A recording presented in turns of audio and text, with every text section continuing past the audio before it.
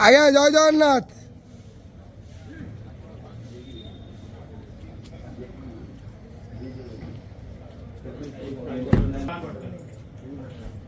हरि बोला, हरि हरि बोला, हरि हरि बोला।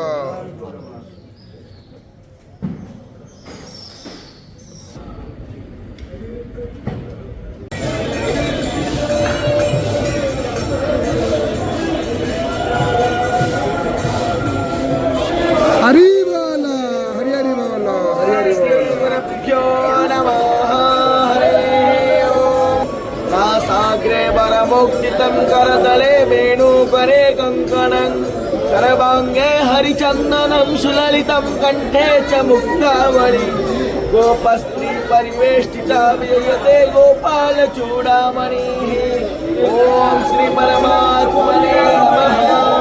अथो पञ्चदशोऽध्यायः श्री पुरुषोत्तमयोगः।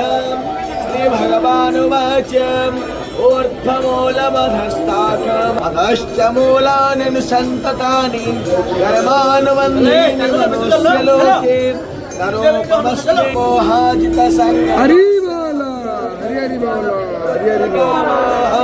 गम्भीर्विमुक्ता सुखदुःखसङ्गै गच्छन्ति परमद्वयं च